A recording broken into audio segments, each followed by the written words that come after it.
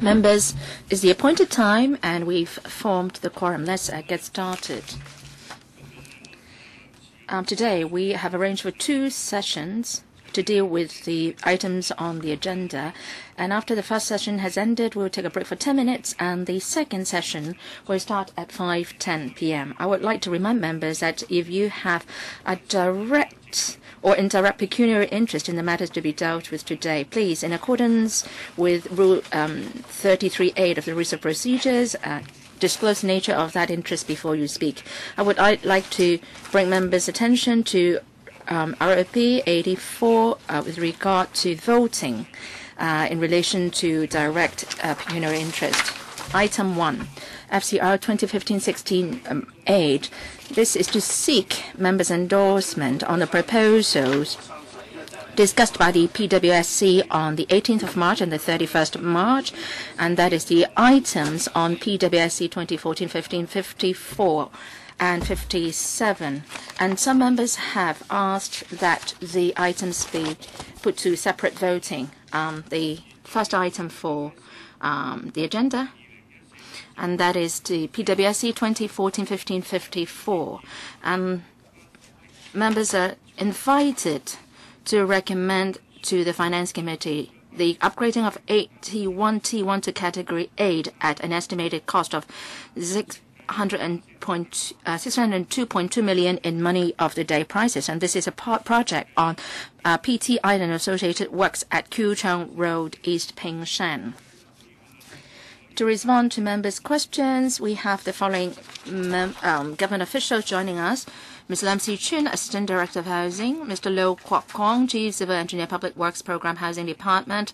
Mr. Yip Ching Tim, Acting Chief Civil Engineer, 2 Housing Department. Mr. Wong Mun Wen, Chief Architect, Housing Department. Mr. Yao Kwan Wai, Regional Highway Engineer, NT Highways Department. Mr. Nwai Kang, Chief Highway Engineer, NT West Highways Department. Mr. Poon Chi Man, Principal Transport Officer, NT Transport Department. Does any member wish to speak? Mr. Michael Tian. Chairman, for this PTI, I support in principle for building this PTI, but I would like to take this opportunity to talk about the location or the position of Tin Shui Wai and the long-standing problem it has faced. Basically, Tin Shui Wai buses going to the urban areas, they will go from north to south to the urban areas. Even if the buses are connecting the West Rail, they are doing it at the southern part. And the problem resulted is, if there are people living in the southern part, if they want to get to the urban areas, they would not be able to get on a bus. No way that they can get it on. Past, present, or future, they can't do it. So we have to fix this problem. Now, for the PTI proposed, I think a solution lies here. You can establish some circular routes plying around the southern and northern part. And so for some of the bus terminus can be located or established in the south instead of the northern part. So some of the bus termini can be relocated to the southern part of Tin Shui Wai. And that's a fairer approach. So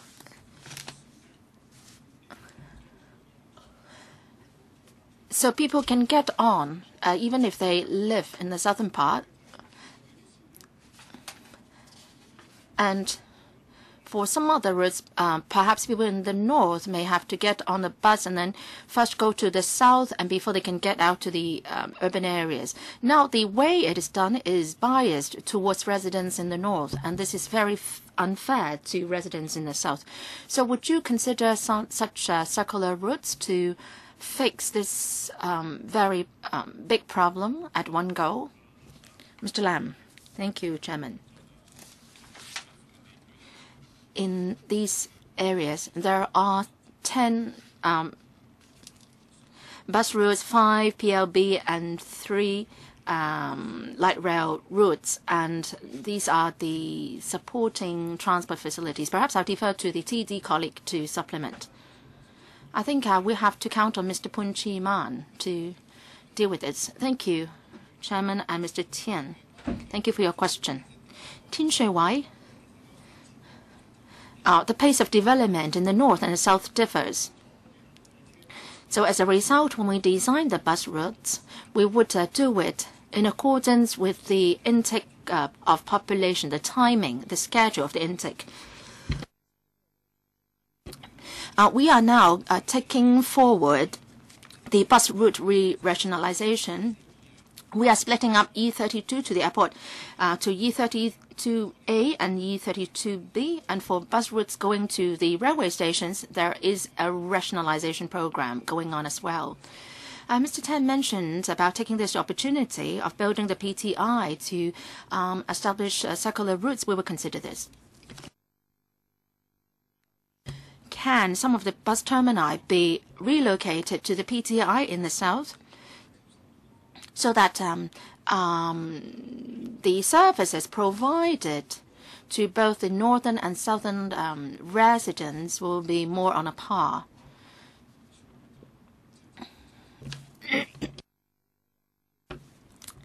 If you just do it the way you will plan to do, then that would not be a solution to the problem. We will consider establishing circular routes, and we would also consider where the locations of the bus terminal will be. Well, do it in a fairer way, please. Mr. Tony Chair, 5 minutes. Thank you, Chairman. At the PWSC meeting, I'd made 2 points on this project. First is about the flyover. More greening should be done. And also we should use, or rather the footbridge.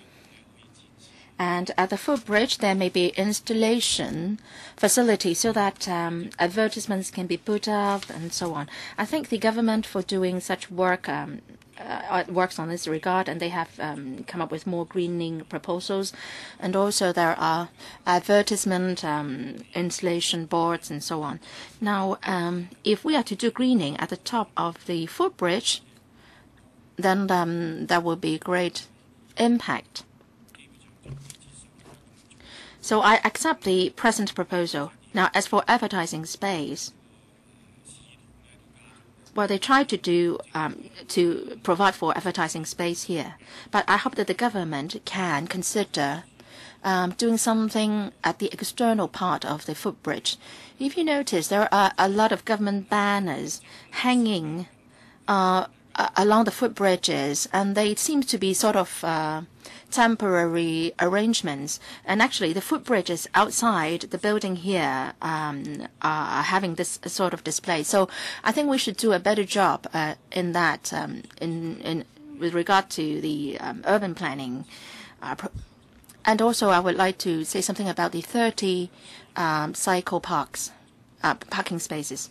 We're talking about a $600 million for the spending, and that would, the cycle parking area will involve $3.1 million.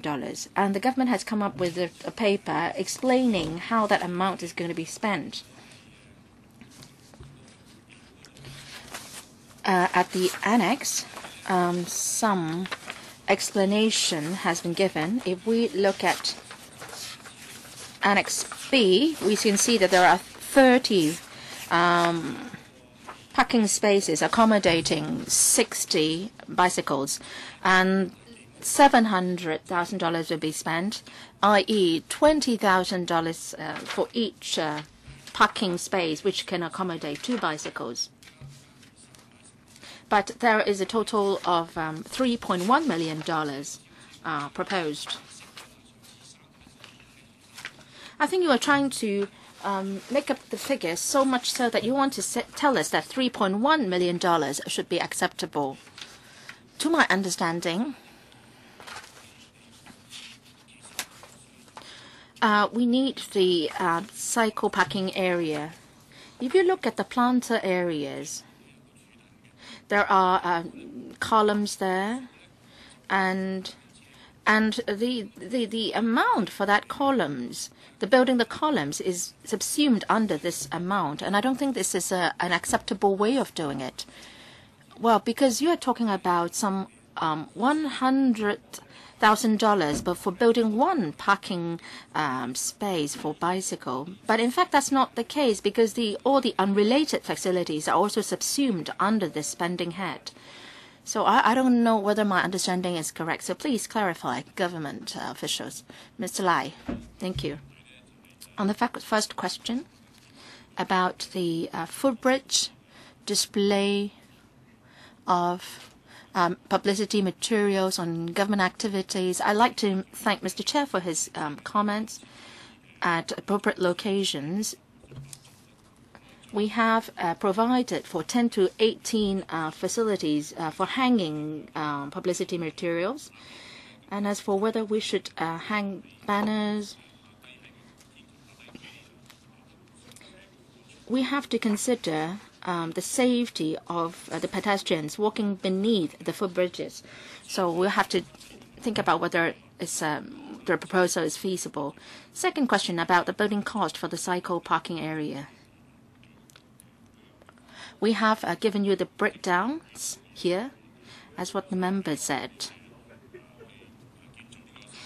If it is just building the 30 spaces, then that is $700,000. But within that area, we have to relocate the trees, demolish the planters, and reprovision the street lights, and so on. So because all these facilities fall within the cycle parking area, so the costs involved in such works will also be subsumed under this estimate. Thank you, Mr. Lee Chak-yan. We talked about the buses plying in the north and south areas. I think residents in both parts suffer. The residents in the north have to spend quite some time to travel to the south, because buses have to first go to the south, and if you live in the northern part, you have to go first to the southern part, and then after you go to the city areas. So, and the southern residents cannot get on a bus, and the northern residents have to spend an extra 15 to 20 minutes before they can get to the urban areas. So government officials, you have to understand the plight of the salaried class. Those living far away from the city areas, they are really suffering.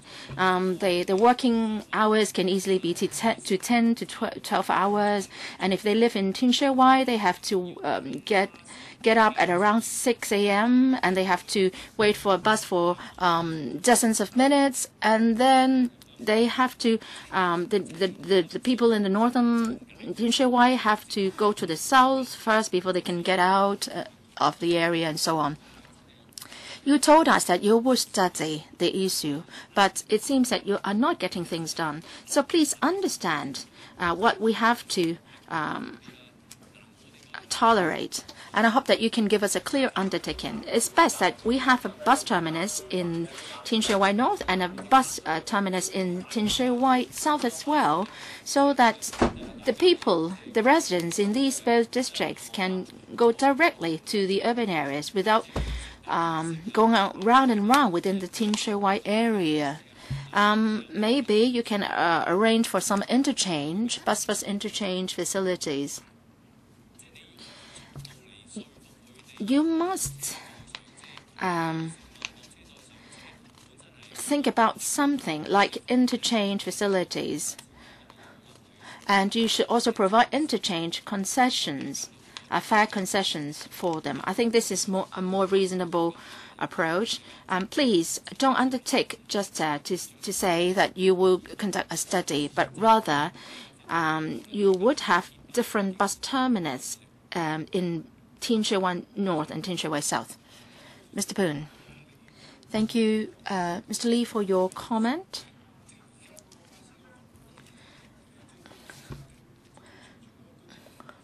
The bus routes are established based on the timing of the population intake.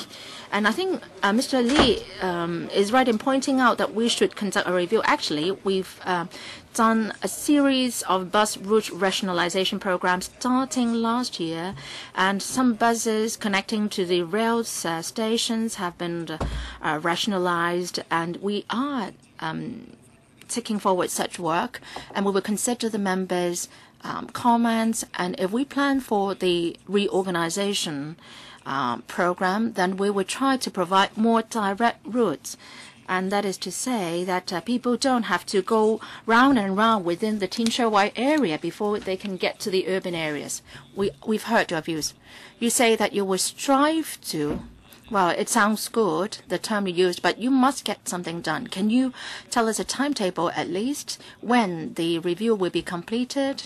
And that is, and then Tin Shui residents can really look forward that something will be done. Thank you, Chairman. Every year, we will go to the district councils to explain the bus route development programs, and we would take that opportunity to discuss bus route reorganization programs. So we have to consult the district first before we can take forward the matter. We will consult the residents. Mr. Leung Chi-Chang, I support this proposal.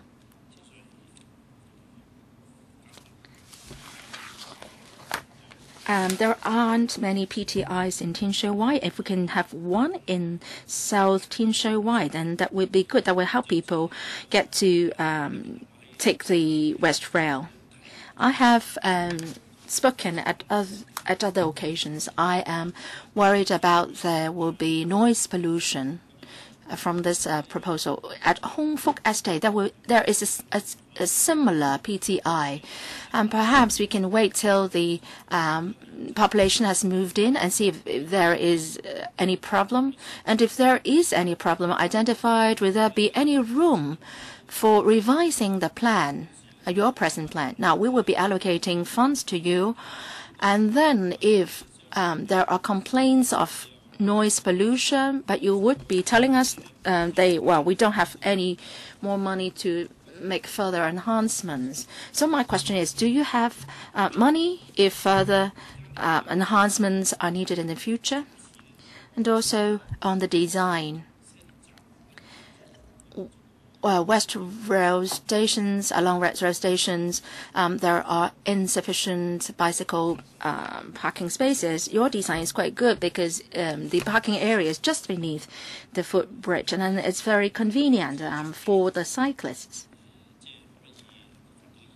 So would the number of parking spaces be sufficient so that the bicycles parked along the slope now can actually be accommodated within the new cycle parking area? Mr. Lam? Thank you, Chairman. On your first question, the cover for the PTI, as we explained earlier to Mr. Leung, the Housing Department has come up with this new design. We hope that the cover can allow natural air ventilation for the PTI, and we don't have to install an air exhaust system, and we will try to minimize the costs and maintenance.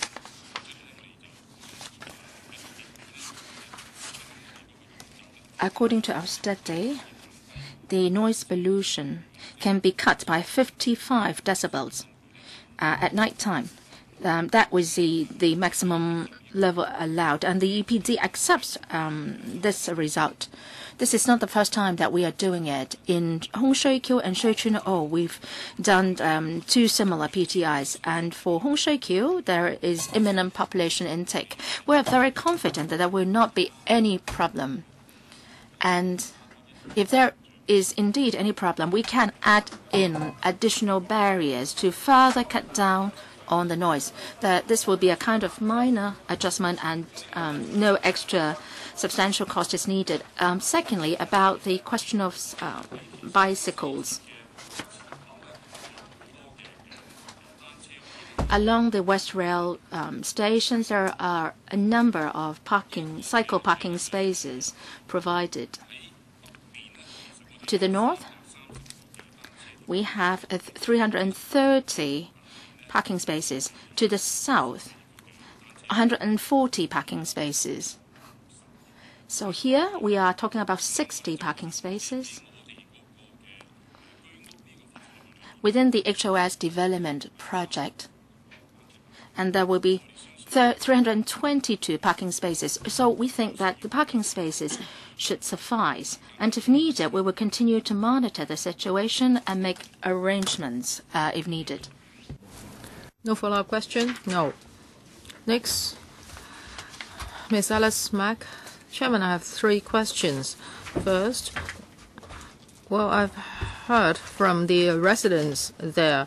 They say that there may be noise pollution during the construction and vibration may be caused to the buildings in the vicinity. I wonder if you have talked to the local residents. And also I would like to ask about cycle parking spaces. We have talked about this for several times. Just now, you told us the number of these parking spaces. As Mr. Lam said, you will continue to monitor the situation, and if there is a need, the number will be increased. And when is that? Yesterday, the LegCo met with Yuen Long District Council members. They said that there is a shortage of cycle parking spaces, and they have queries about their design. So I have these questions concerning cycle parking spaces. Now you are conducting studies. I hope you can also talk to the district councillors there and the organizations there so that your design can be accepted by them. And Mr. Poon, just now you talked about E34, the bus route line, however, is severely criticized. At midnight, I received calls from people saying that there's a huge congestion. You say that with this new E34, there will be improvement. So will you be providing new bus services? If you think E34 is a success, will you be providing new bus services with this new PTI? I think E34 is a failure, and we will have follow-up actions concerning that. Chairman, during the construction period, when it comes to noise mitigation, for housing authorities projects, we have systems to mitigate nuisances. For example, there will be noise barriers and sprinklers to wash construction site vehicles, etc. So we will make sure that constructors comply with our rules so that the least nuisance will be caused to the residents. And also for this development, there are not many residents in the vicinity. When you talk about vibration, it's caused by the construction or the driving in of piles, but we are now adopting a new type of pile, and it will not cause so much in vibrations as the old-style piles. So we are confident in our new measures, and we are sure that the residents in the vicinity will not be affected. As for the provision of cycle parking spaces, now we are building 30 spaces which can accommodate 60 bicycles. We are liaising closely with the DC, and if there is a need, we will build more spaces because there's still space there. As for routes, we will ask the Transport Department to answer the questions. Mr. Poon? Thank you, Chairman, and thank you, Ms. Mack, for your opinions. You talked about E34. We are now trying to make improvements. We are liaising with the bus company, and more buses will be allocated to this route so that it can meet the needs of peak hours. And now there are some construction projects being carried out near the airport. For example, the building of the Hong Kong-Macau Bridge. So we will also liaise with the airport authority. We will look at the scale of the construction sites and the needs of the workers, etc. And for Tung Chung North, new buildings are being constructed and workers have to go there. We have also talked to the bus company. For example, during morning and evening peak hours, we will arrange for special buses to take the workers to their work sites. Any follow-up, Ms. Mack? Mr. Lam, just now you talked about piling. 2 weeks ago, I went to Pingshan and they said, well, actually they said that because this is an HOS development foundation, they said that the residents there said that their buildings will be affected. So please liaise with the Pingshan village people. Mr. Lo Wai Kwok. Now for this PTI,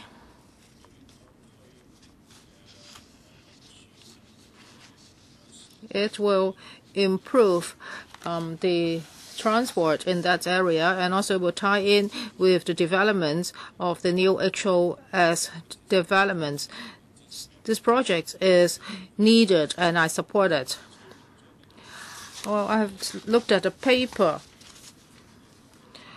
and this PTI is to cater for the new HOS development. When it comes to the project design and management, you have some special arrangements. For the $622 million, $64 million will be in direct payment for the HA. So PTI is actually the responsibility of Highways Department. However, because this one is next to an HOS development, so that's why there is this special arrangement. So can the reference government officials tell me more about this arrangement? And under such an arrangement, will the division of labor and responsibilities be confused? Now for the HA, is now already carrying out foundation works on the site.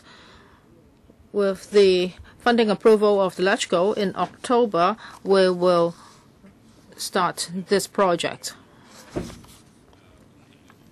As for the two construction sites, they are adjacent to each other.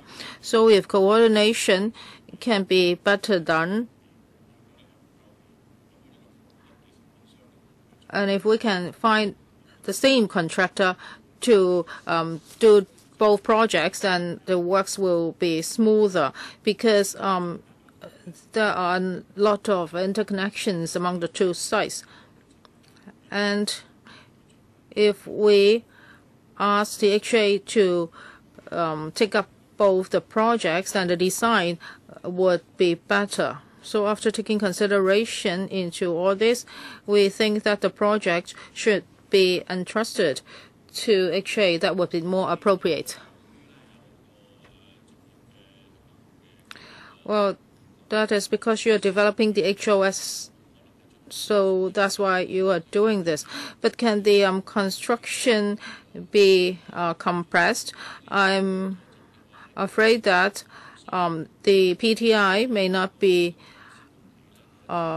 built or completed simultaneously with the HOS development. I hope that the progress of the constructions will not be affected. Now, when we first planned for these projects, well, our original plan was that the construction period will take 34 months. There is a bit of delay now. However, we are now reducing the 34 months to 28 months. We believe that in early 2018 or the end of 2017, the projects can be completed. As for the population intake of the HOS, it will be the second quarter of 2018. So we are sure that both projects can be completed before that. Well, Chairman, I would like to declare my interest. I'm a member of the HA, but there's no pecuniary interest involved. Next, Mr. Tony Chair. Chairman, I would also like to follow up on the 30 cycle parking spaces, and it will cost $31 million.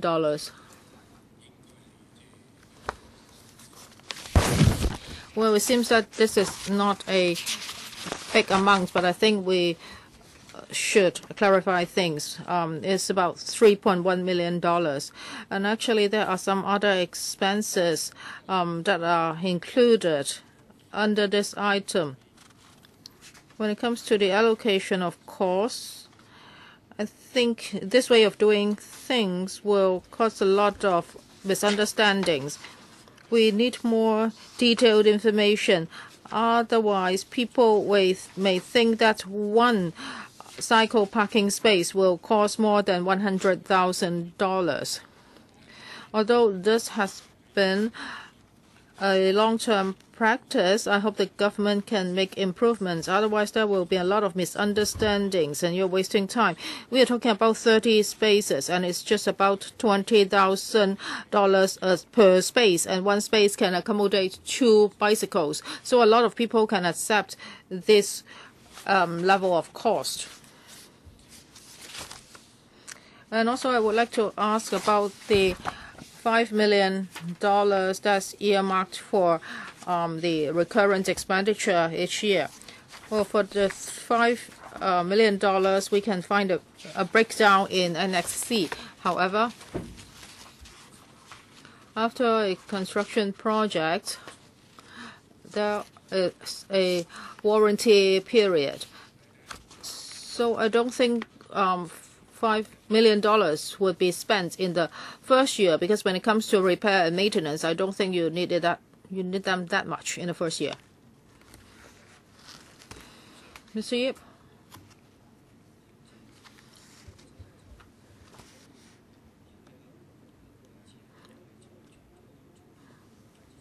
Well, other than building cycling facilities, above that we have a footbridge. If we do not build the planters, that things may be different. I would like to cite an example. Near the cycle parking area, we have a group of high voltage electricity cables, and also in the vicinity there are also gas pipes. So we have to adopt some protective measures so as to ensure safety before the beginning of the construction. Is there any follow-up questions? I hope the government will let me know more details. Well, if we do not provide for the cycle parking area, we are not saving $3 million, because we will still have to do other works. For example, you need those high voltage electricity cables, etc., and also you need to put in planters, and there are also footbridge columns. So, Chairman, I hope that the government can explain to me more about the $5 million recurrent expenditure. Well, I think you have spent all your time, and this is the third round. You have 2 minutes. From Mr. Chair's questions, well, we can go back and take a look and see if we can optimize this. As for the $5 million you asked about, we have the breakdowns listed. You also mentioned the repair and maintenance fee is about $900,000. We will have to maintain the trees and shrubs and irrigation system. And each year we will have to spend money on that. And also we will have a footbridge and there will be a cover of the PTI, lighting, etc. So each year we will need a certain amount of money for maintenance and repair, and also that covers electricity tariff. So we have a detailed list of how the $5 million broken down. Yes, I understand that there is a recurrent expenditure of $5 million per year. However, I don't think this is needed in the first year, because contractors will provide a warranty period. And you say that for repair and maintenance is divided in two parts, $3.2 million and $900,000. I don't believe that right after the completion of the project you have to pay for repair and maintenance. I think the contractor will be responsible for that. That's a warranty period. He has asked that question for 3 times. Can you answer the question? I will try my best, Chairman.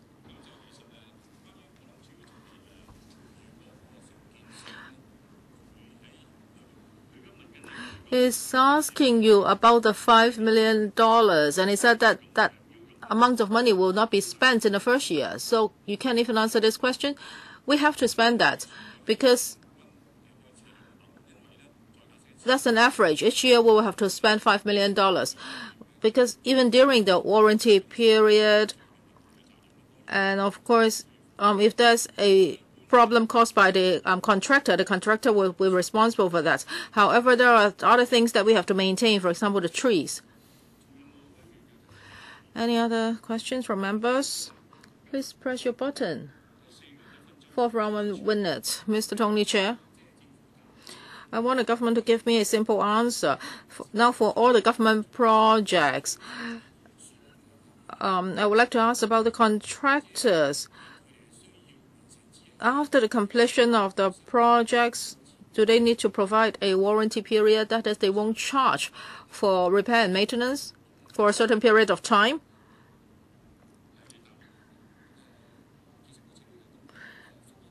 Well, it's divided in 2 parts.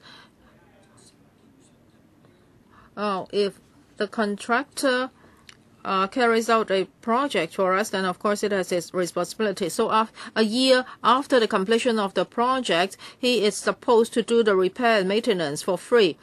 And just now we talked about $5 million is the ceiling. We have to spend it in the first year. Mr. Chair is right. Yes, we may not use up the whole of the $5 million. It's just an average.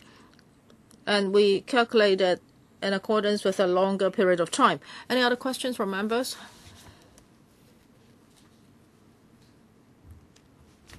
If there are no more questions from members, I will now put the put the item to the vote. For those who support the project with the paper number PCR 2015-16 8, say yes. Well, I think it's the majority of the members supports the project, so the project is approved.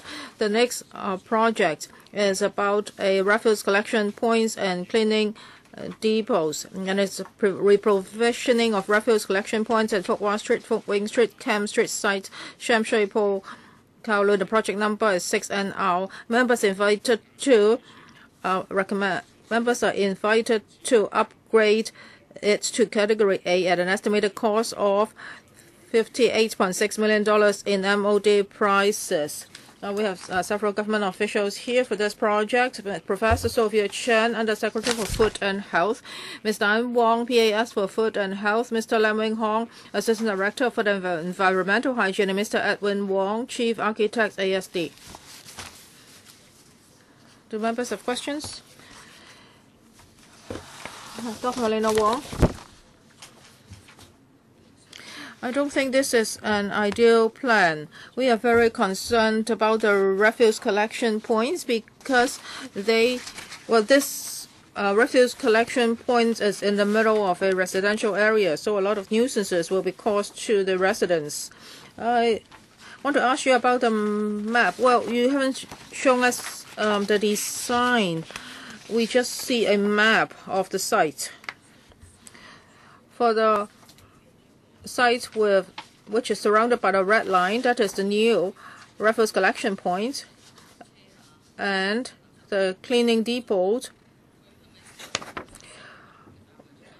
Is this the red line area? How many stories are there, and will there be residential units above this area?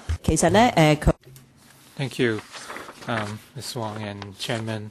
There won't be any residential development at the same block.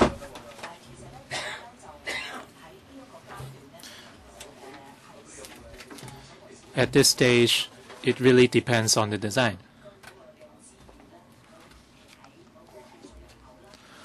In order to minimize or avoid disturbance to residents, we have managed to come up with separate exits, and we have also utilized the latest air filtration technologies in order to safeguard residents from the odor.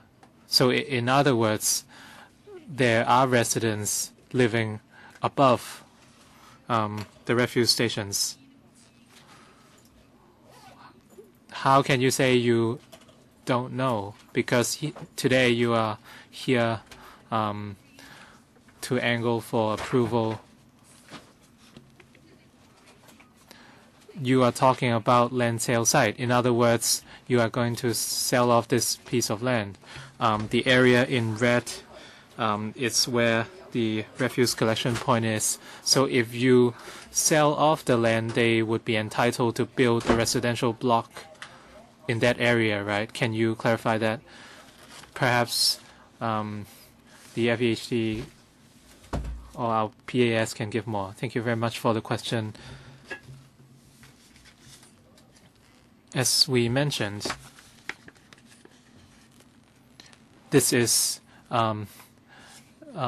proposal is concerned with private developers.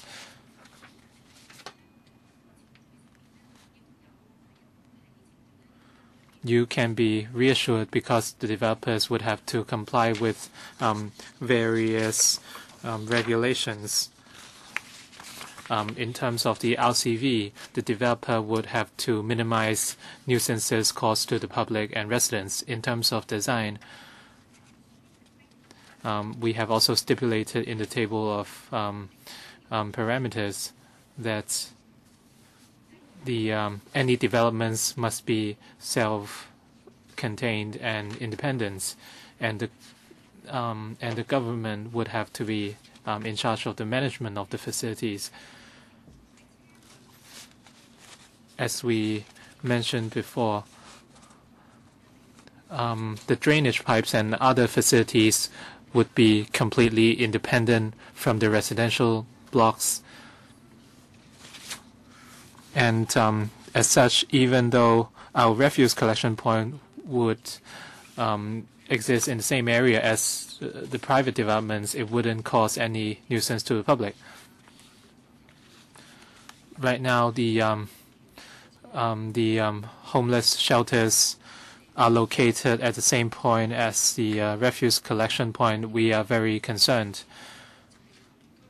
After the RCP is up and running, we would see residential developments right above the refuse collection point. So what measures will you have to ensure that the residents are protected? We foresee a lot of complaints from the residents if this happens. If you are going to have residential developments above the refuse collection point. You mentioned some measures, but then they couldn't really help. Let me cite another example. For the Yau Ma Tei homeless shelter, they have some measures in place. Next round, please. Mr. Wong Kwok Heng. On the questions I raised last time, the government addressed to my question through paper PWSC 167 slash 14 to 15. And according to paragraph 17 of the paper, the government has addressed my question in a positive manner. In the design of a refuse collection point, if it's adjacent to private developments, the government must make sure that the RCV would not affect the residents. And we can learn from a successful case at the RCV at an RCV in North Point, and the government has addressed that. I hope the government can fulfill its promise and follow up on these concerns. In fact, they can learn from the RCV in North Point because it's completely odorless. So for me, it's a very successful example you can follow.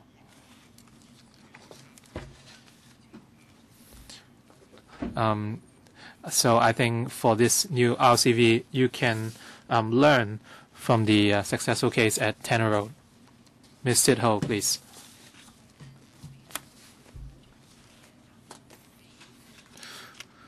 I'm grateful that the government has provided a very detailed response to my questions at PWSC on plot ratio and so on. A table has been provided, and now we have 2 tables, and we trust that the data you provided is accurate, and you have eased concerns on the plot ratio. But I still have a question.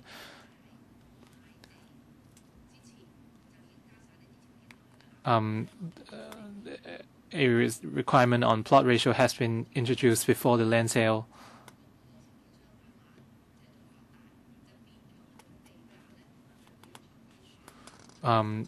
You wouldn't allow the private developer to further increase the plot ratio after the land sale, right? I see the data has been listed out, but with regards to paragraph 12, the cost of the RCV, 58.6 million. If the fee exceeds that amount, the extra amount will be reimbursed to the developer. So in this case, there shouldn't be a need for contingency fees, right? So why do we still need to set aside an amount for contingencies under the $58.6 million? And under footnote B,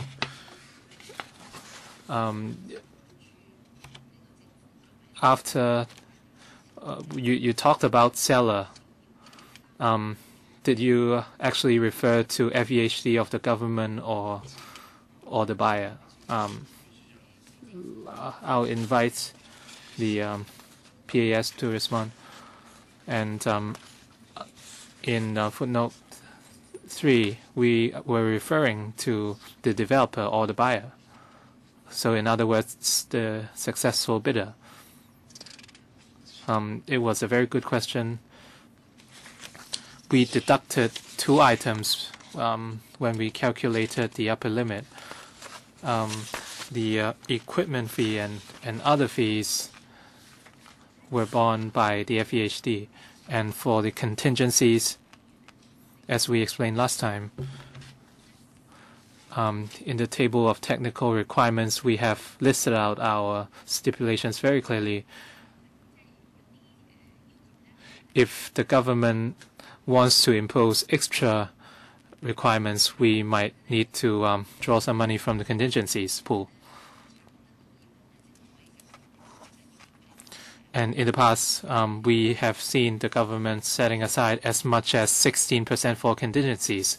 The buffers you said have been very high.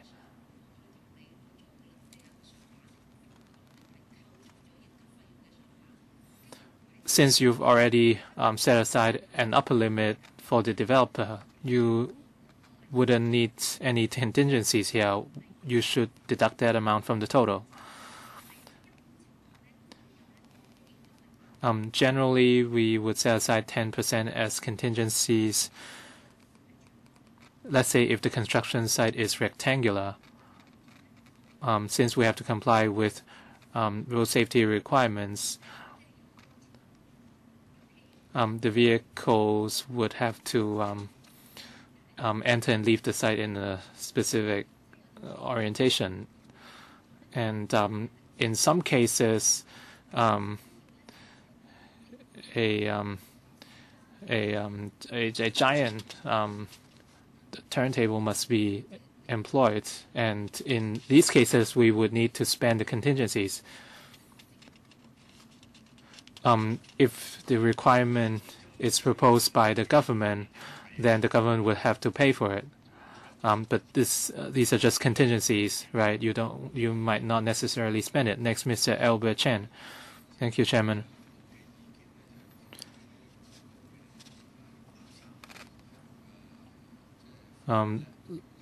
Last time I raised a question on the vehicular access of the RCV, and I was concerned that the exit was too close to the residents. And at that time, the government's response, Ms. Wang's response, was that they have obtained all the approvals from different government departments. And I was very angry. From a common sense perspective, the design is very problematic. Although the government has urban planning principles and other principles to follow. And for example, there can't be any bus stops near the vehicular access or near car parks. And I can point out countless examples of contraventions to these guidelines. I have written lots of letters to the Transport Department. It's very dangerous. So this kind of design is completely unacceptable. The refuse vehicles have to go past the main entrances and exits of the residential blocks before they can enter the car park. It's located right on the edge. If you have some common sense, you shouldn't put them so close together. You have a lot of space to choose from, but yet you have decided to do that. If you refuse to amend that, I wouldn't allow this proposal to pass. You shouldn't act after problems come out. You cannot simply say you have done your best. You have to do something. This is something you must do rather than try to do. Can you commit to that? Undersecretary. Thank you very much, Mr. Chen.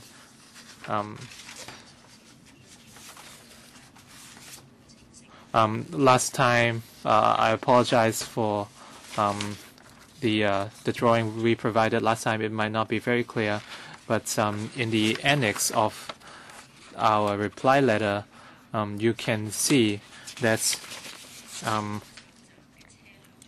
the red arrows denote the point where the refuse vehicles will come in and out, and the green arrow denotes the point where pedestrians can go in and out of the car park. Apologies again for the diagram last time. So we have fixed that. So hopefully you can accept this new floor plan.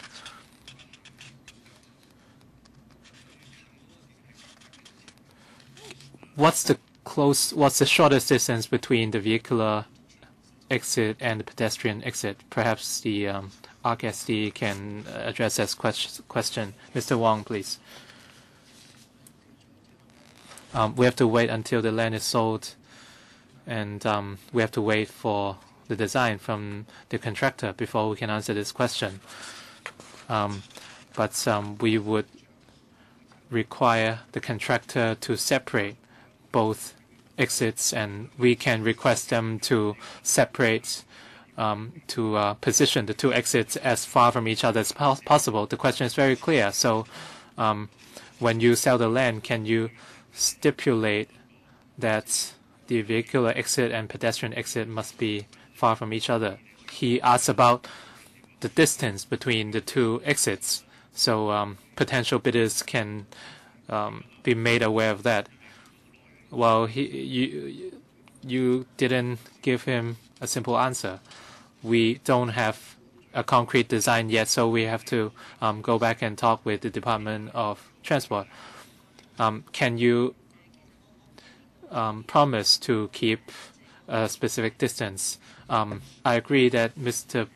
Chan's point was valid in terms of pedestrian safety.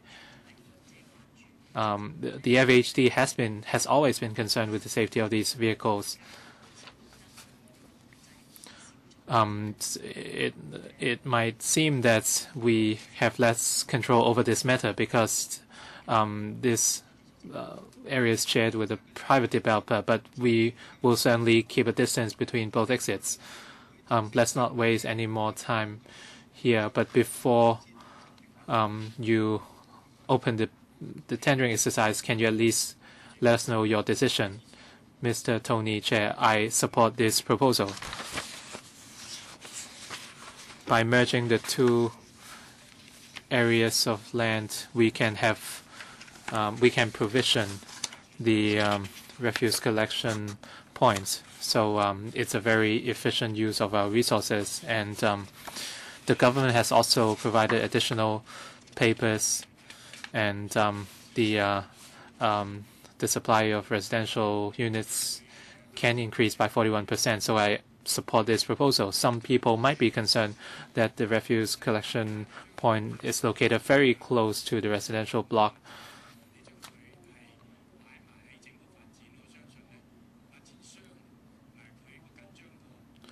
I think we don't have to worry too much because the developers should be even more concerned with the matter. They would be very careful in the design to ensure that the refuse collection point or odor would not affect their residents. So I think all in all, this is a win-win situation, and so I support this proposal. But on the other hand, I have something to say with the design of the RCP. I understand that we don't have any design details yet, but I trust that there would be certain basic requirements for the developer to comply with.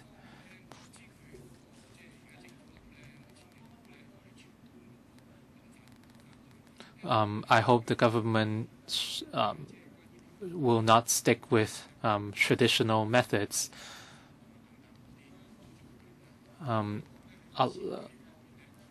Domestic waste separation is being practiced in a lot of developments, so we should set a higher bar for ourselves. And in terms, the design should be rather more innovative in order to satisfy or comply with the blueprint set by the EPD. Any response?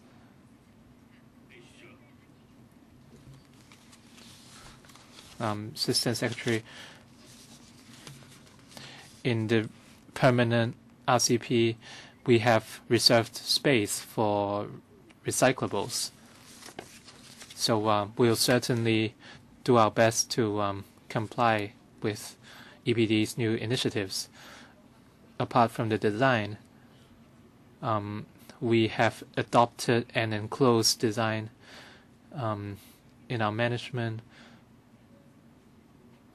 and the FEHD would ensure that hygiene is of the highest standard. Mr. Ip Kohim, the DAB also supports this funding proposal. I do agree with what Tony Chair said, in that if a developer wants to bid for this property, they would rightly be very concerned about the refuse collection point because it would affect their property prices in the future.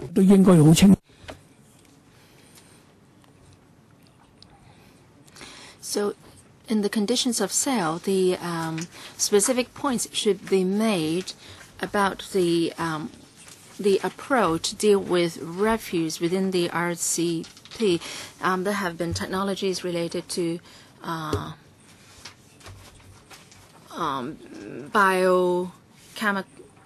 biochemistry and so on. So in the discharge of wastewater, you should adopt the latest technology. We mentioned about the entrances. So I think we should have due regard for the design.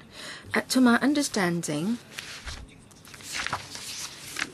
for the pedestrian entrance, that should be really for the workers who are carrying or transporting the garbage into the RCP, right? Because, well, if that is the case, then that the pedestrian entrance should not be too far away from the vehicular entrance. It's not supposed to be an entrance for the residents above, right?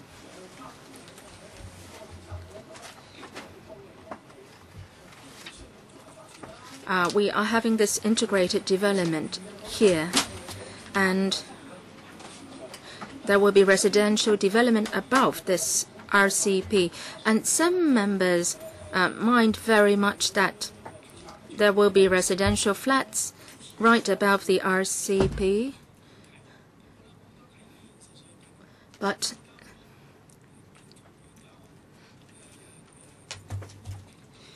in reality, even for the luxurious development projects, sometimes RCP is also placed underneath the residential blocks.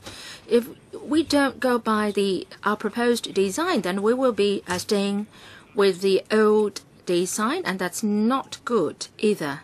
So I agree that as long as we can come up with a very good design, then I think the problem can be contained.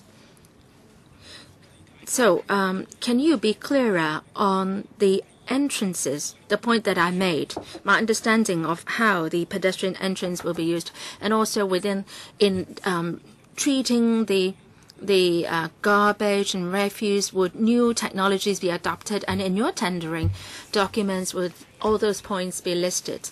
Mr. Yip's understanding is correct. For the pedestrian entrance is really for workers who are working on the refuse and not the residents above. And also we have also promised that there will be special facilities and also mitigation measures to be put in place, including independent sewage treatment facilities and also other special air ventilation facility, vehicle exhaust system, and so on. And all these facilities can help minimize problems associated with sewage and air pollution. Thank you. Dr. Helena Wong, second round, 3 minutes. Chairman, the Shamshopo District Council said they support, or in principle, this project. Annex 3, point B, it is said that in the deed of mutual covenants, it will be stated clearly the areas for the RCP and also the residential development. You don't have a vertical diagram here in your plan, but in your DMC, would you be stating that the distance between the RCP and the residential development will be as long as possible? Can that be written into the DMC? And also, I'm worried about the entrance of the residential blocks and also the car park entrance. It will not be at Fuqua Street. Is that the case? If that is the case, can that be written into the DMC? Now, if the entrances are placed at Foot Wall Street, then that's going to be very problematic because it will be sharing this similar road with the RCP users. So would you be stating in the DMC that the entrances of the residential building will not be at Foot Wall Street? Will that be in Camp Street or Footwing Street? Undersecretary, I'm not sure whether you can take that question on the DMC. How will the DMC be written? It's not for them to write the DMC. I'll ask the PS to supplement our principle. Dr. Elena can rest assured, as stated in our paper, the entrances and the facilities would be separated, totally separated for the two facilities. And I understand or appreciate Dr. Helena Wong's concerns. Permanent Secretary can talk more. With regards to the conditions of land sale on the vehicular ingress for the RCP will be at the Foot Wall Street, and the other entrances will be separated. And the DMC is for setting out the rise in interest among the owners, how they share the management costs and so on. As explained last time in the land sales conditions, we would also be mentioning something about the DMC. And the DMC has been written with regard to the conditions of land sale. As stated last time, we would be setting out all these details in the DMC. Sorry, time's up. You wait for the third round. Ms. Emily Lau, 5 minutes. I believe the Undersecretary is well aware that residents are mindful of facilities like these RCPs, and I hope that you can make the best arrangement, or else the residents will be complaining to us. There may be another team of government officials at the time, but anyway, let's put up with the best design. Mr. Chair mentioned about separation of waste, and I hope that you can tell them that the design of the RCP should be able to dovetail with the separation of waste. Mr. Wong Kwok Hing cited this successful example of an RCP. You should learn from them. Undersecretary, can you tell us why that particular project is so successful? Would you follow that successful example? Thank you, Ms. Lau. Last time, Mr. Wong Kwok Hing mentioned about this example, and ASD, FEHD, and myself actually went down to the Tanner Road RCP to look at its design.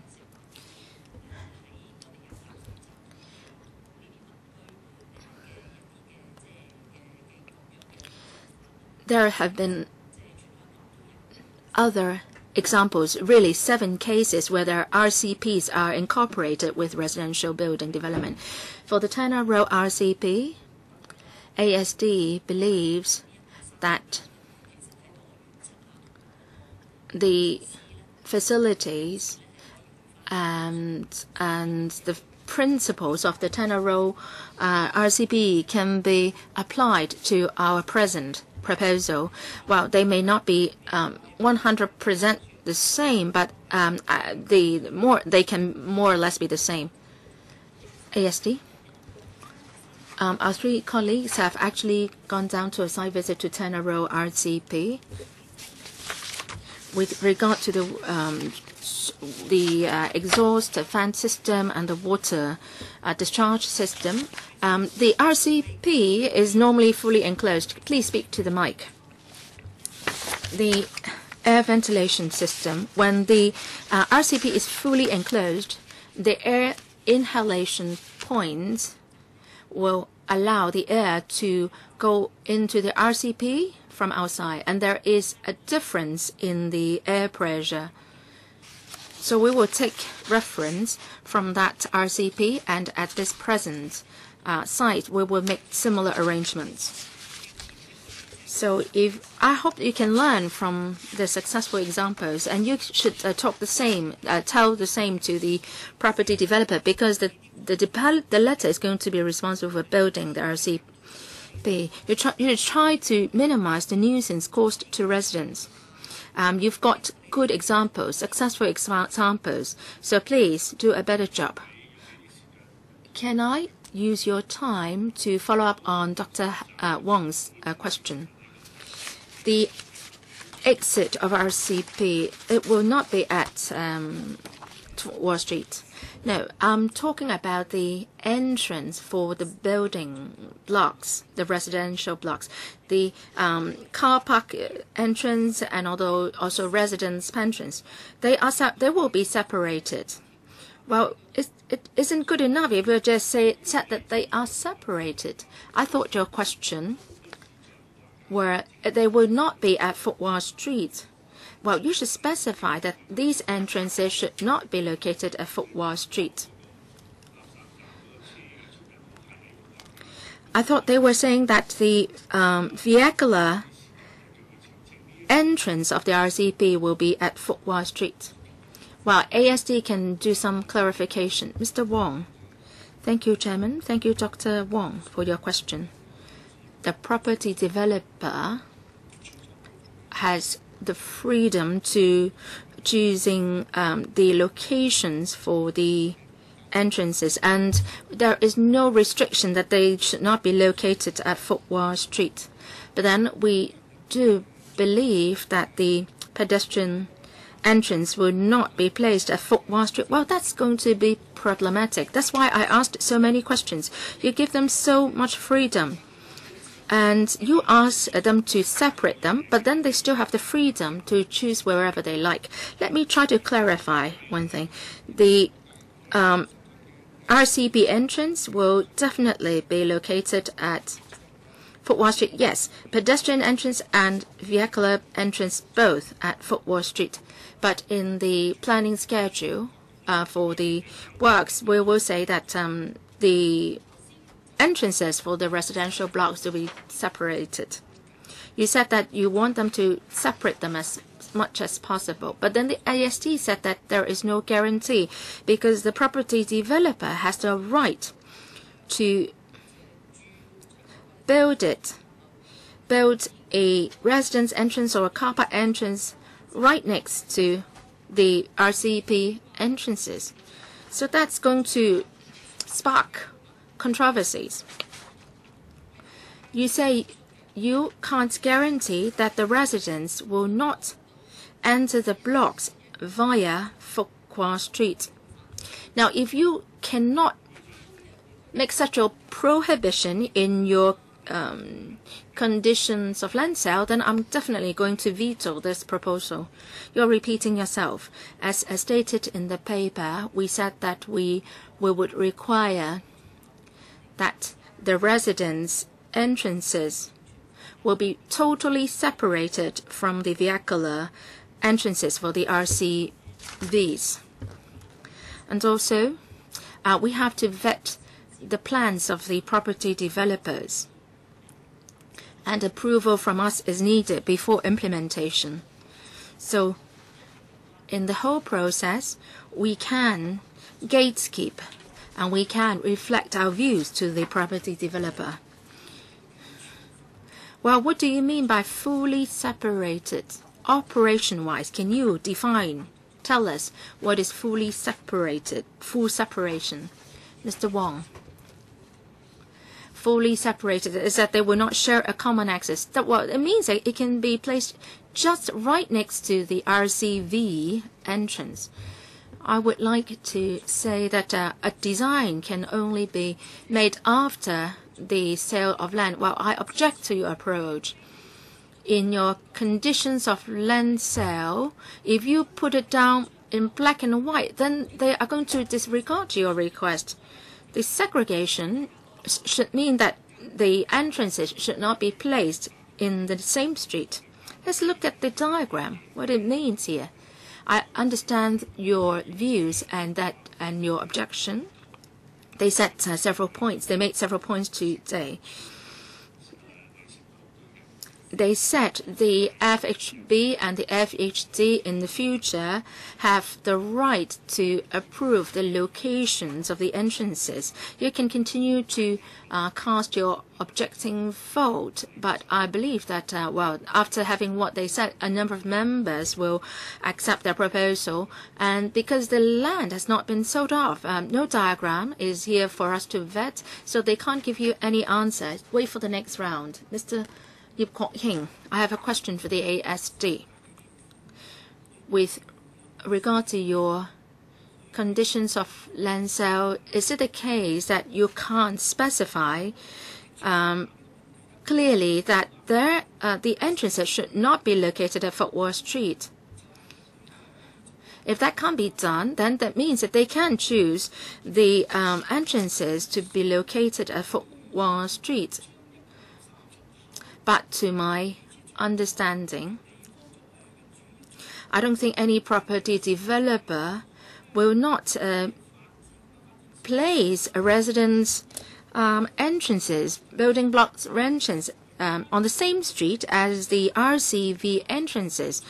Well, they would not do such foolish things.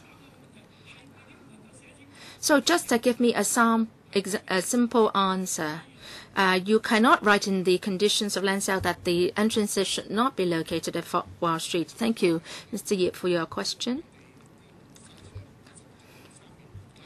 The site is surrounded by 3 narrow streets, and they can place the entrances at Camp Street, Fok Wing Street, for their residential blocks.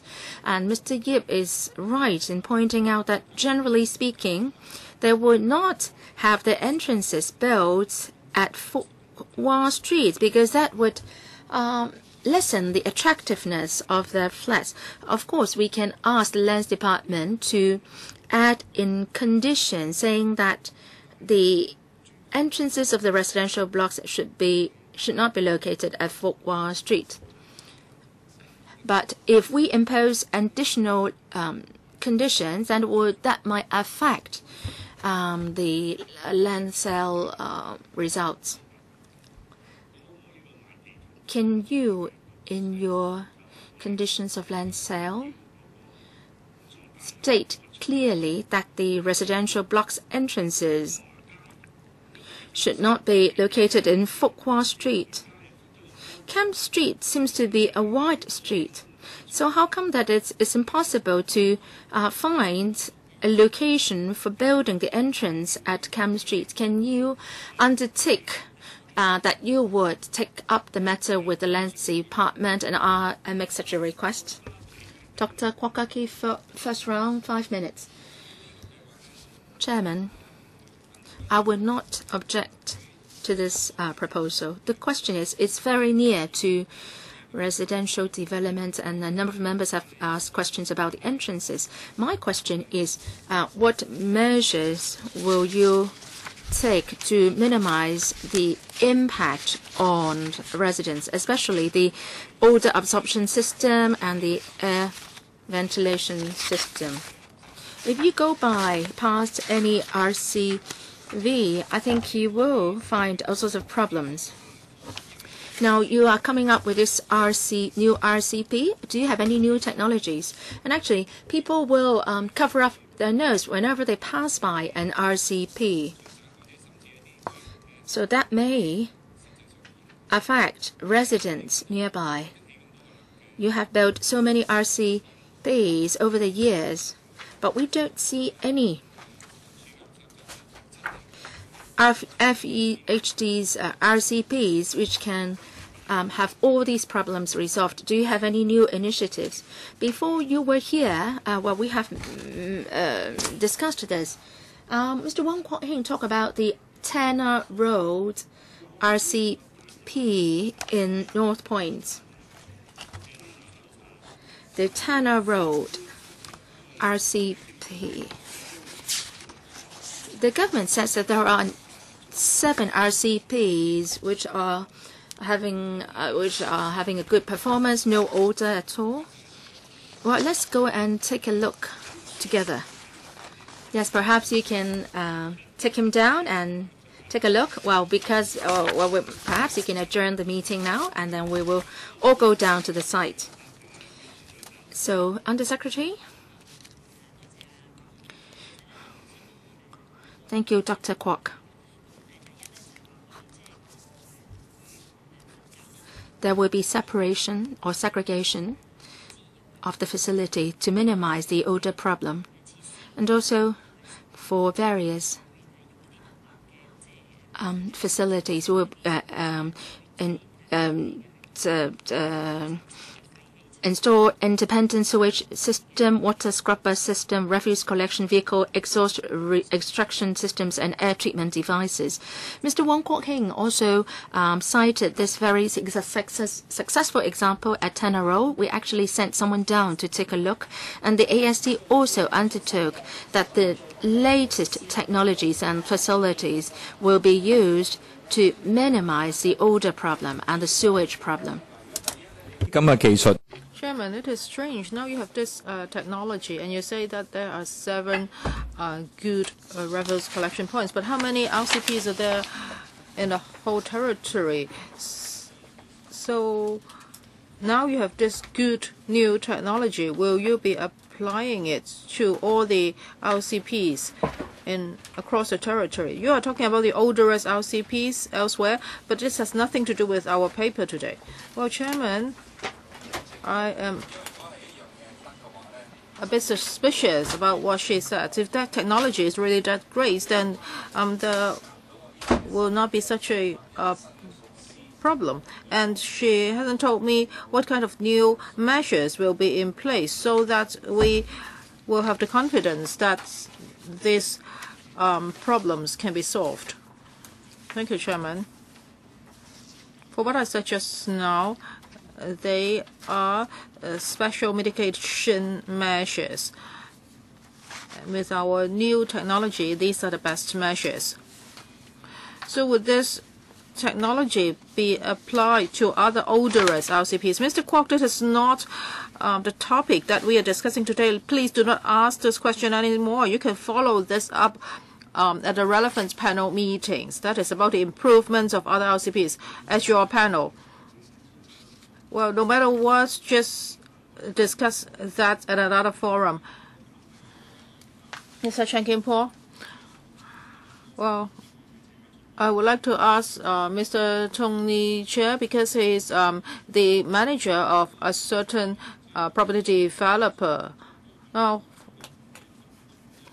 for a developer, if he puts the entrance to the residential building next to an RCP, then the manager of that building will be fired. I think the developer must be very concerned about this. He definitely would not put the entrance to the building next to the RCP. So can the ASD answer my question?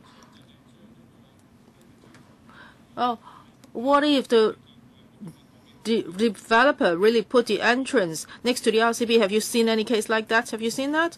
I think this is kind of departed from what we are discussing today, but you can answer the question anyway. I cannot say that I have seen all the developments in Hong Kong. However, as far as I know, well, it's a matter of common sense, because the developer would like to sell the units, so I think he would not put the entrance next to the RCP.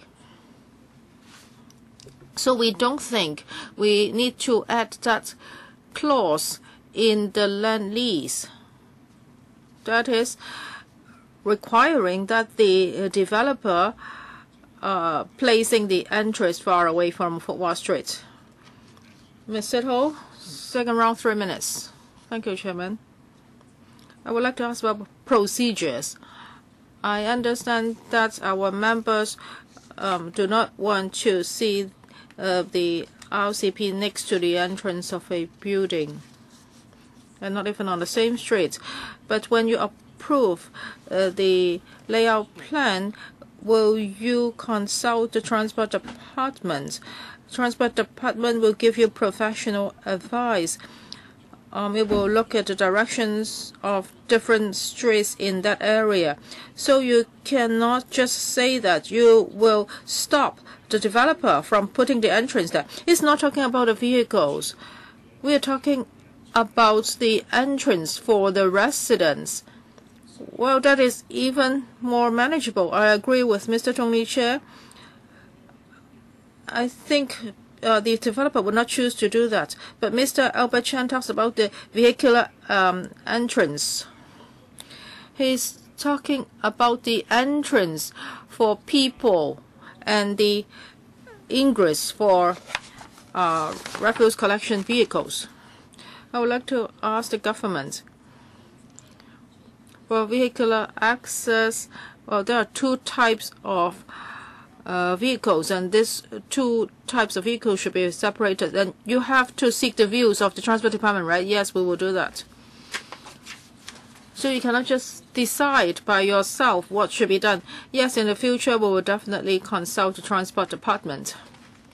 For the vehicular access, the ingress and egress of vehicles, yes, there will be clauses about them. Next, Helena Wong. Well, we have a Transport Department representative here, Mr. Poon. Can you tell us how the RCVs will be moving? I think Mr. Poon was just here to answer the questions concerning the earlier item, not this one. He's back in his office now. I would like to ask about Annex 3D. Or enclosure 3D. You were saying that the foul water or the sewage system will be independent. Now, because you will have a cleaning depot here and RCVs and garbage bins will be cleaned here.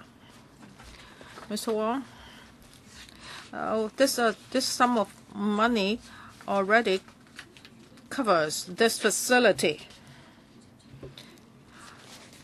But in the paper, you haven't talked about the sewage system for foul water. Well, in the schedule to the project plan, we will include that, and that would not add to the cost significantly. So the sewage system for foul water is already covered? Yes. Any other questions? Elena Wong?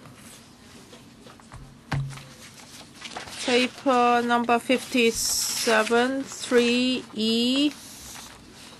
That's about the ancillary facilities of the RCP, and there will be dangerous goods stores. So what dangerous goods will be stored there? And how come a dangerous goods store can be underneath a residential building? And how about the existing RCP dangerous goods store there, Mr. Lam? Thank you, Chairman. Well, for this so-called dangerous goods, they are our therefore our daily usage. For example, some cleaners and insecticides, pesticides, etc. Because the workers at the RCPs would have to use them for street cleaning and other cleaning jobs. So according to your assessment, these dangerous goods will not endanger the people living up there, right? No. Any other questions, members? Elena Wong, I would continue to ask about E. There are changing rooms and shower facilities. So who will be using them? FEHT staff? Yes. That's correct. It's for the staff of the RCP. Elena Wong, any other questions? No. Any other members would like to ask questions? If not, if members have no other questions, I shall put this item to the vote. Will those members in favor of the proposal in PWRC 2014-15-57 please raise their hands? Those against, please raise their hands. I think a majority of the members voting are in favor of the proposal. The proposal is approved. Item 2FCR 2015-16-6. Members invited to approve a new commitment of $37,880,000 for developing a computer system for the Fire Services Department to provide post-dispatch advice in the handling of emergency ambulance calls. On the 8th of July, the security panel has been briefed on this project, and we have the following government officials here to answer questions. Mr. John Lee, Undersecretary for Security, Mr. Alex Chen, PAS for Security, Mr. Lee Kan-yet, Deputy Director of Fire Services, Dr. Exo Siu, Medical Director, Ambulance Command, Fire Services Department, Mr. I Tek Yong, Senior Divisional Officer, FSD, Mr. Eric Chung, Superintendent, FSD. And now I would like to ask Mr. Ibrahim to report on what they have discussed at the security panel. On the 8th of July 2014, we discussed about this. That is the new computer system for the FSD to provide post-dispatch advice. And at the meeting, members are very concerned about the proposed computer system. They are concerned that when the operators of the fire services communication centers do they have to make independent decisions, the government says that the operators will not have to make independent decisions, but they have to follow the instructions of the computer system and tell the caller, and then the caller can decide as to whether he would follow the instructions of the operators. The panel did not object to the submission of this proposal to the FC. Ms. Sit Ho thought otherwise. He thought that we should have a better understanding of the operation of the Fire Services Communication Center before we decide on anything. So on the 23rd of March, we paid a visit to the FSCC, and we took a look at the post-dispatch, and we took a look at the computer system for provision of PDA, and we had a better understanding of the system. We believe that this new computer system will be helpful.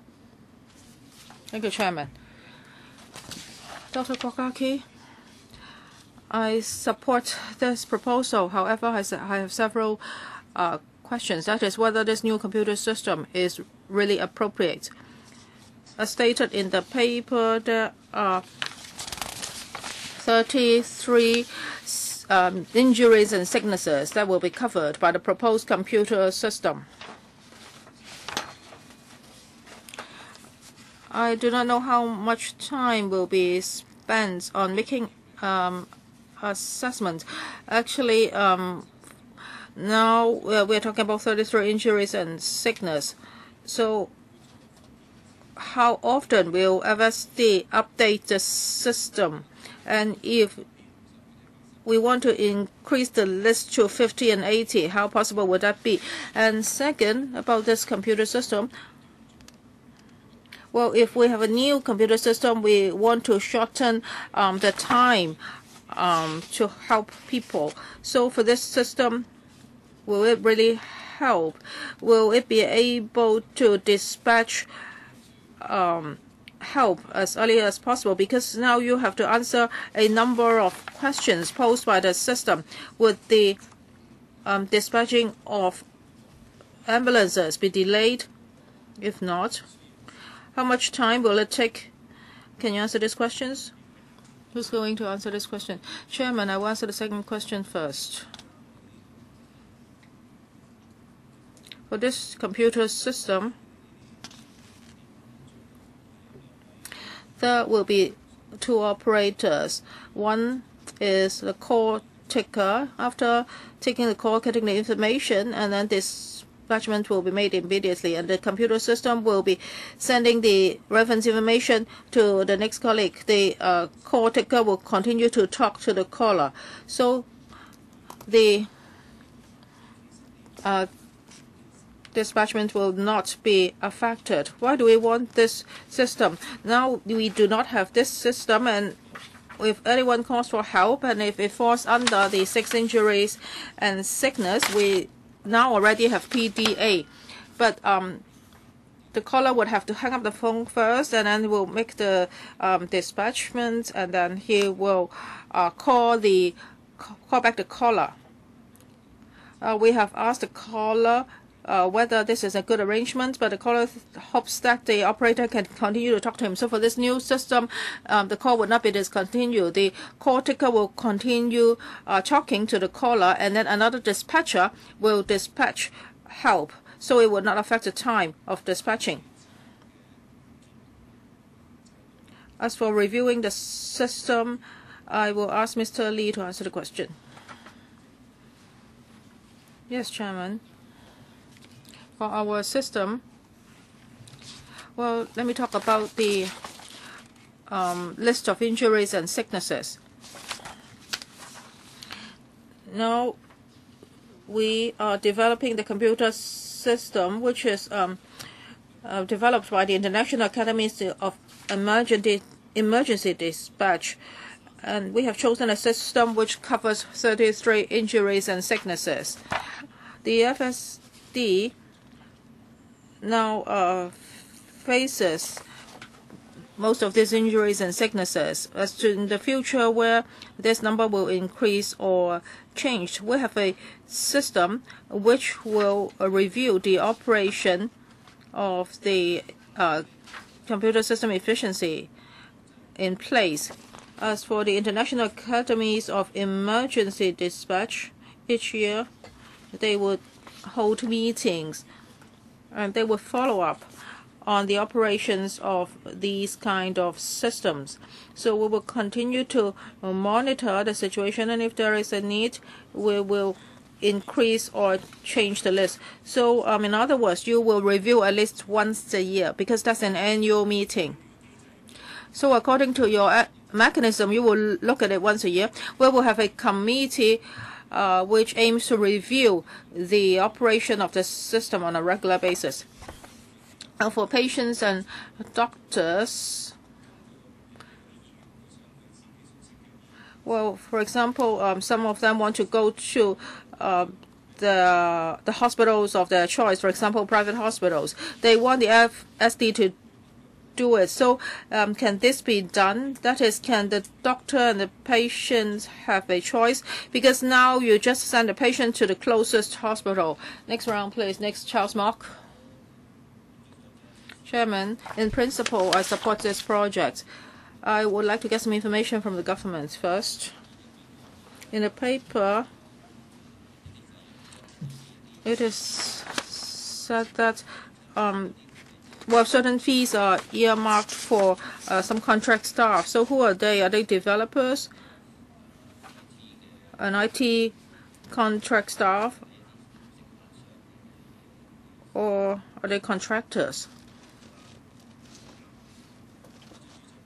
Deputy Director, for the contract staff, they are IT people. They'll help us to set up the system. So how are you going to hire them? Well, there will be an open recruitment. So they are non-civil service contract staff. And if we approve this project, then in February 2016,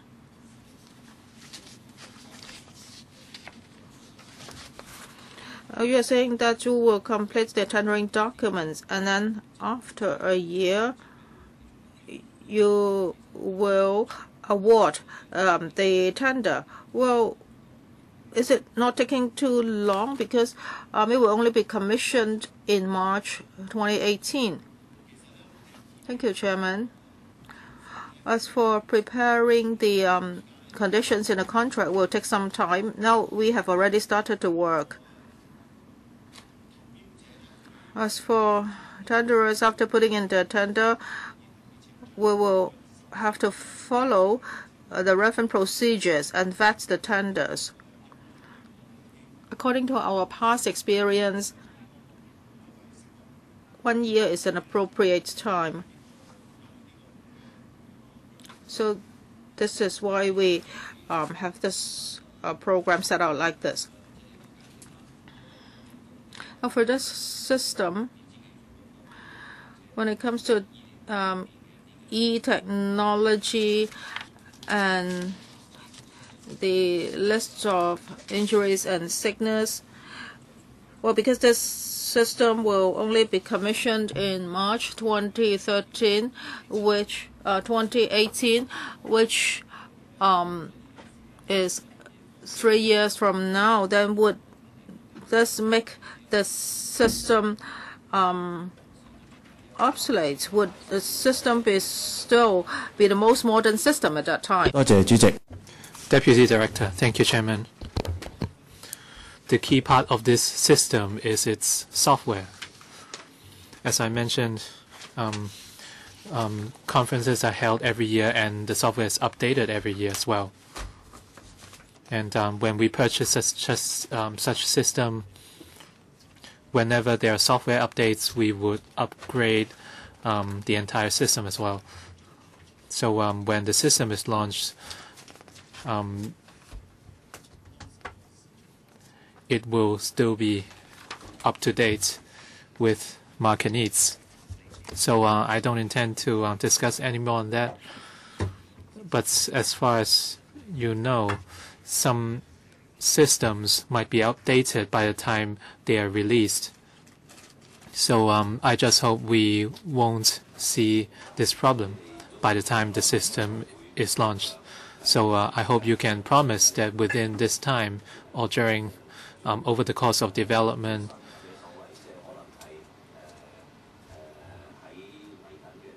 you would adopt the latest version and expand on certain technologies.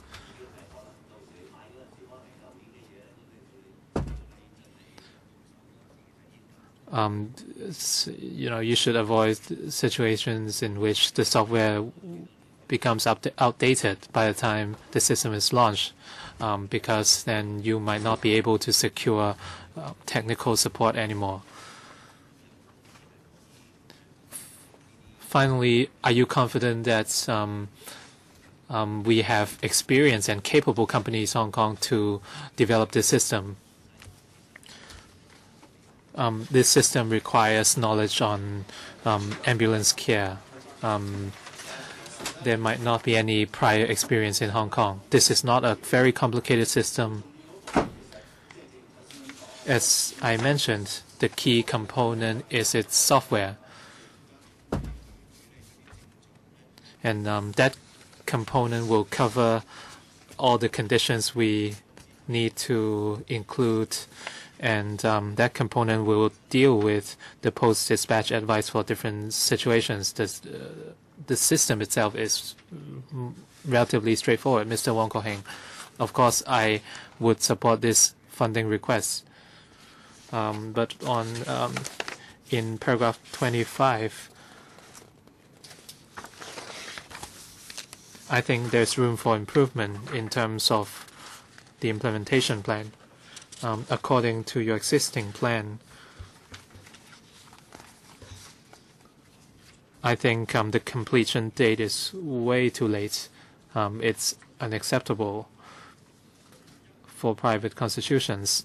Assuming the funding request is approved, the tender preparation will only be completed in February 2016, and we have to wait for another year before the contract is tendered and awarded. And you will conduct system analysis and design in August 2017, and we have to wait until February 2018 before the user acceptance test and in-house training will be conducted. So I think this timeline is way too lax, and you should enhance your efficiency. If we have to wait for 3 years before the system is put in place, this is unacceptable. I hope the administration can promise to bring the schedule ahead if you are a private company, then you can hardly wait for 3 years. I think that's a paraphrase of another question which has already been asked. Can you expedite your work? Yes, I agree, and we will try our best to speed up. When the FSD drew up this timeline, they had to consider legal factors. As far as tenders are concerned, they have to go through the DOJ, and they have to go through various government departments for approval. But I do agree that there's room for improvement. The Fire Services Department hopes that the system can be put in place as soon as possible, so we will do something. Mr. Wong Kuo-heng. First of all, I'd like to thank the administration for their support, and my impression that it's not too hard to expedite the process. I hope various government departments can work together at the same time, so that we don't have to wait for years before the system is implemented. Since the government has already made its pledge, I would support this proposal. Ms. Emily Lau. I attended the visit on the 23rd of March. I'd like to thank the chairman for arranging that visit. It was a fruitful trip, and I just want to follow up on what Dr. K.K. Kwok said.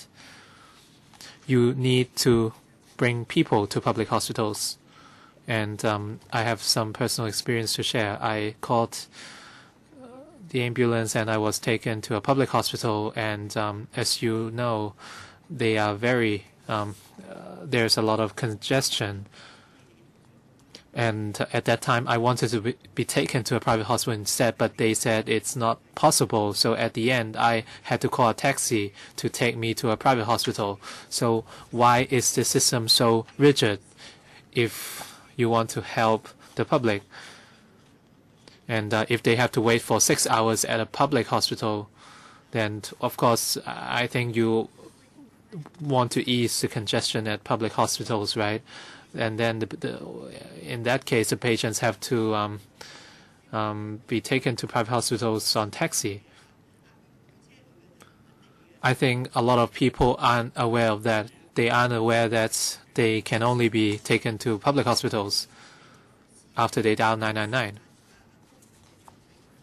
Dr. Koh-Eng-man is not here today, but the government is telling us that we shouldn't turn to public hospitals all the time. So can you explain more on that? Thank you very much. So I'd like to explain our thinking here.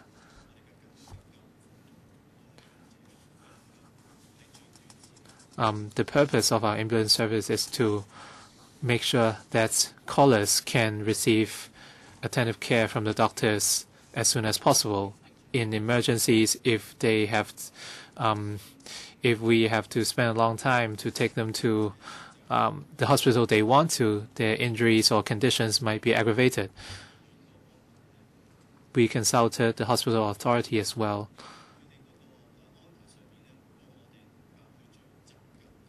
And if we can take the caller to the nearest hospital, they can receive medical care as soon as possible.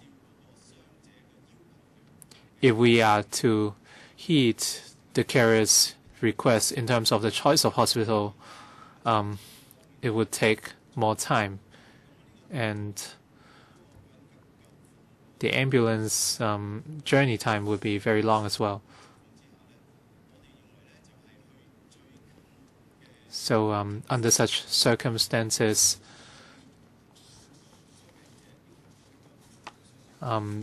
we find it most appropriate to take the caller to the nearest public hospital. I don't agree with what you said. Right at the beginning, you said you want to allow the caller to receive medical care as soon as possible. I'm not sure if you have visited public hospitals before. A lot of people have to wait for 4, 5, or 6 hours. Do you know that? That's why we won't recommend people to go to Tumu Hospital. Sometimes you have to wait for 7 hours. And so they would rather be taken to private hospitals, even though they still have to wait for about 3 years. You said you want to provide swift medical care for the caller, but yet it's not possible if you take them to public hospitals. Let's say well, of course, if they want to go to Matilda Hospital, then it's very far, but at least you should do something to bring more convenience to the people. If they have to wait for so long, then what would you do to help them? I was told that if you call a St. John's ambulance, they can take you to a private hospital. That's not something the ordinary citizen would know when they dial 999. A caller who asks for emergency ambulance service, if their condition is very serious, the hospital would make use of triage services to send the caller to the appropriate department. But for non-emergency cases, they might have to wait for relatively longer. So it really depends on the extent of the condition or injury. For serious cases, the existing arrangement is ideal. Mr. Yu Si-wing. Thank you, Chairman. For emergency services, my family frequently dials 999 for hospital services, but recently, after they dialed 999, 2 groups of people would come. Maybe one group probably comes from the FSD and one from the police. The FSD would deal with nine types of conditions, and for other conditions, the hospitals would be in charge. So the fact that 2 groups of people arrived might be due to communication mix-ups, right? The situation Mr. Yu said, it's like this. Under the FSD, after we receive a call, we would reach the site as soon as possible. And we have a group of priority servicemen, and they would, if they can reach the sites sooner, then they would be deployed.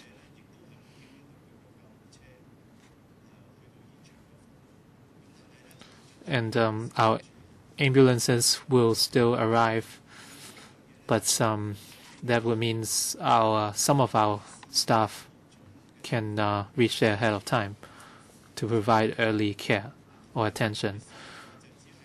And under this pilot scheme, we are making use of our own staff and medical director to see whether the post-dispatch advice is appropriate in Hong Kong. And for emergency ambulance service, we wouldn't make such distinction. Anyone who requires ambulance service would get our care as soon as possible.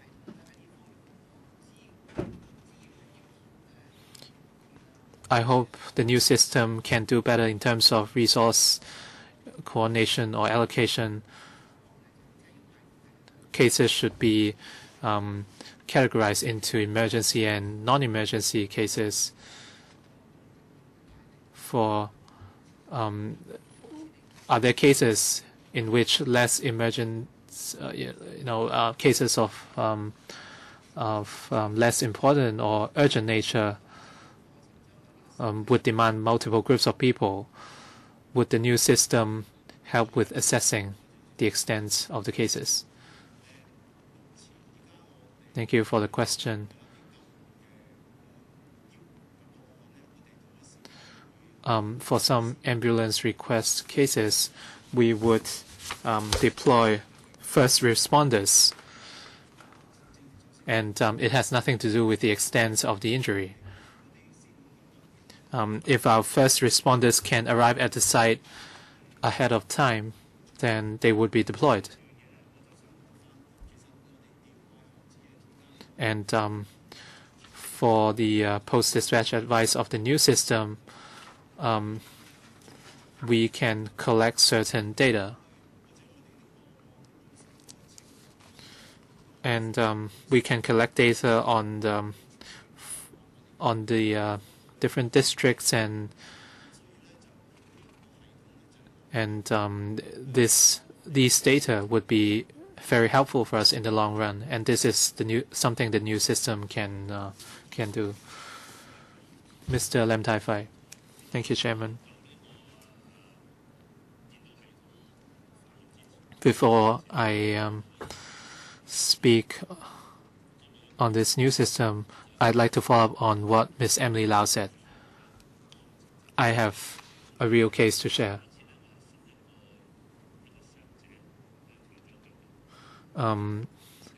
I once took an injured person with a broken leg to the Queen Elizabeth Hospital in Kowloon.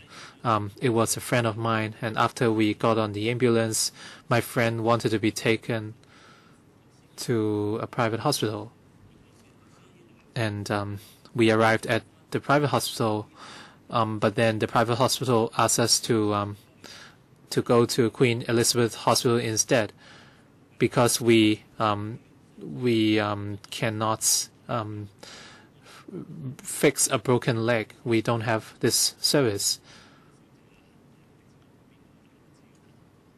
And I asked my friend whether he wanted to be taken to the hospital. Is it Mr. Leung Kwok Hong? Well, it was a friend of mine. I asked my friend if he wanted to be taken to Queen Elizabeth Hospital. Of course, he had to wait. So, what I'm trying to say is that the government should know which hospitals can provide the right service for the caller. If they listen to the patient, it might not be the best thing for them. So, if the caller is not very familiar with the services provided by hospitals in Hong Kong, they might suffer if they insist to be taken to a specific hospital. So I hope the administration can give their view on this. And for the new system, for the new computer system, I fully support the funding requests. And Mr. Ip Kwok Him, the chairman of the security panel, arranged a visit to the Fire Services Department in March. Then after that visit, I understand the imminent need to bring in this new system, and I'm confident that it can step up emergency care services. Since we have an imminent need for this system, we shouldn't have to wait until 2018 before it's implemented. We are talking about 3 years from now till 2018. By that time, we would have universal suffrage for the chief executive already. We shouldn't have to wait for so long. So I think it's fair that members would like the project to be sped up. But the issue is, how do we go about it?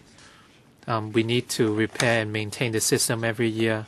According to your plan, the system can be put in place by March 2018. So under the recurring expenditure in 2018-2019, why don't you have any? Why haven't you set aside any money for repair and maintenance? is it that the contractor would provide warranty service during this period in case of problems? Can you elaborate on that, or have you missed any figures? If you don't have any money for maintenance, then you'll be in big trouble. And second question is, why do you have to spend so much on recurrent staff expenditure? Together with the service contract of the medical director, the total cost is 8.5 million. And why have you spent so much money? You've got only 30 seconds to answer the question. Under Secretary, well, we note your point about expediting the work. I'll defer to my colleague to take the other two questions. On the timing, we would consult various government departments on our tender documents. Perhaps you can answer first about the question on the manpower. 17, 18, why do we need an expenditure item here? Because we need to train up the operators. And the training may be done after office hours, so we have to be giving out subsidy. We'll take a break now, and we will resume our meeting at 5:10.